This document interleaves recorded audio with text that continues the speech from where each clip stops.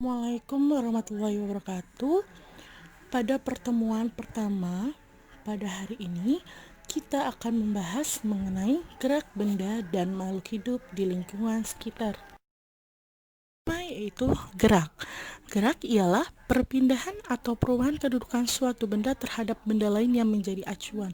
Acuannya di sini tuh apa yang dimaksud acuan? Acuannya kita melakukan pergerakan dari titik awal ke titik akhir. Itulah acuan pergerakan kita, karena kita tadinya berada di depan menjadi berada di belakang. Lalu gerak dibedakan menjadi tiga, yaitu ada gerak lurus atau GL. Yang kedua ada gerak lurus beraturan atau GLBB. Yang ketiga yaitu ada gerak lurus berubah beraturan atau GLBB. Gerak lurus yaitu gerak yang lintasannya berupa garis lurus. Di dalam gerak lurus terdapat jarak, perpindahan, kelajuan, dan juga kecepatan. Jarak itu sendiri ialah panjang lintasan yang ditempuh. Rumus untuk menghitung jarak yaitu S1 ditambah dengan S2. Selanjutnya yaitu perpindahan. Perpindahan itu sendiri ialah panjang lintasan yang ditempuh benda beserta dengan arah geraknya. Nah, contohnya itu yaitu ketika kita melakukan perpindahan suatu benda. Misalnya sebuah lemari berada di sebelah kiri, kita mau memindahkan lemari tersebut ke sebelah kanan, berarti kan adanya suatu perpindahan. Rumus untuk menghitung perpindahan yaitu posisi awal dikurang dengan posisi akhir.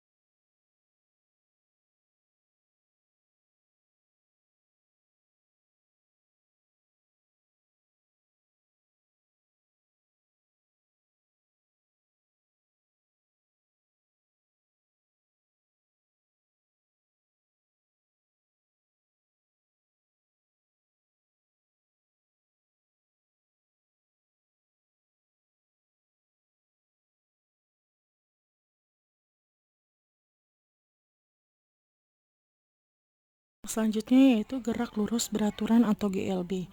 GLB ini yaitu gerak yang lintasannya berupa garis lurus dengan kecepatan tetap. Nah, contoh untuk GLB yaitu ketika kita mengendarai sebuah mobil di jalanan sepi, berarti kan kita menggunakan kecepatannya tetap, tidak berubah-berubah setiap waktu. Selanjutnya contoh yang kedua, misalnya ada sebuah pesawat bergerak pada ketinggian tertentu. Nah, misalnya dia berada di ketinggian 1000 kaki. Walaupun dia ada di ketinggian 1000 kaki, 2000 kaki, tapi dia mengendarai pesawat tersebut dengan kecepatan konstan.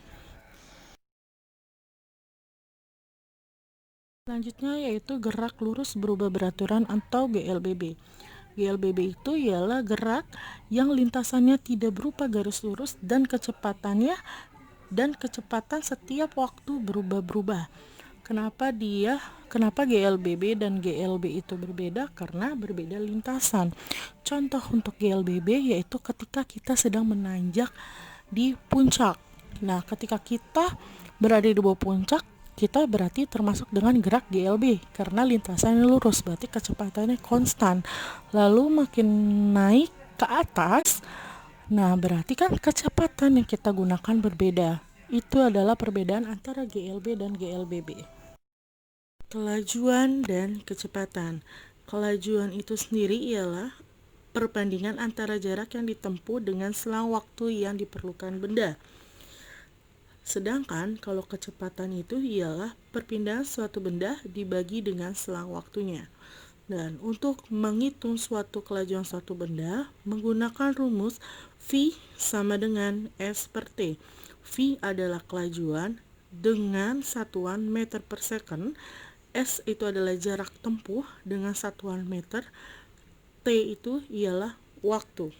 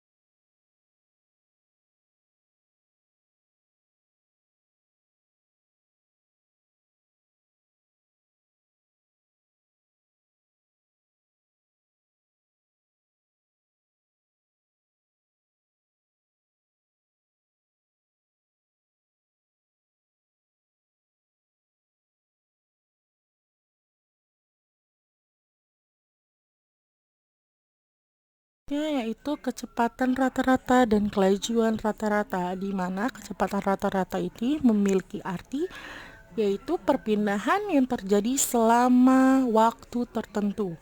Sedangkan kelajuan rata-rata itu ialah jumlah seluruh lintasan dibagi jumlah waktu dengan rumus sebagai berikut. Gaya itu ialah tarikan atau dorongan. Gaya ini dibedakan menjadi dua, yaitu ada gaya sentuh dan gaya tidak sentuh. Gaya sentuh ini yaitu benda yang bekerja karena adanya sentuhan. Contohnya sentuhan antara gaya otot dan gaya gesek. Gaya yang tidak sentuh yaitu gaya yang bekerja pada benda tanpa adanya sentuhan pada benda tersebut. Contohnya gaya gravitasi dan gaya listrik.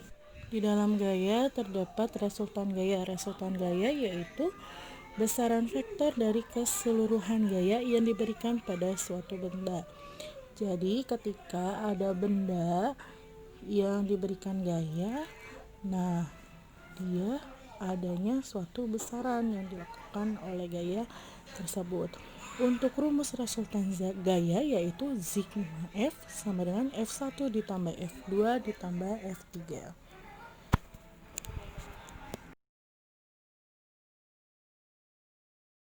Ya, terdapat hukum-hukumnya, yaitu ada hukum Newton 1, hukum Newton 2, dan hukum Newton 3.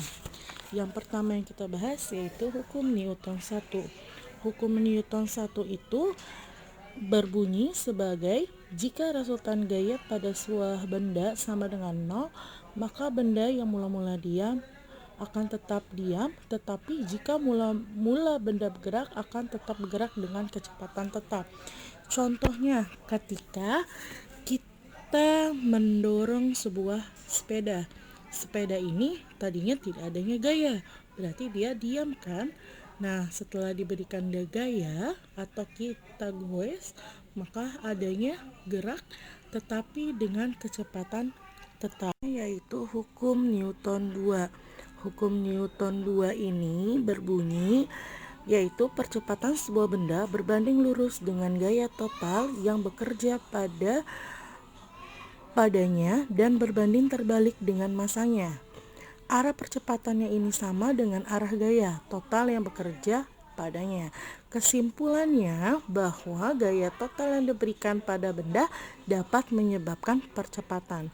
Contoh pada hukum Newton 2 yaitu ketika kamu menendang sebuah bola, artinya kamu memberikan gaya kepada bola, maka bola tersebut akan bergerak dengan percepatan tertentu. Rumus untuk menghitung hukum Newton 1 yaitu A sama dengan sigma F per M, atau sigma F sama dengan M dikali A.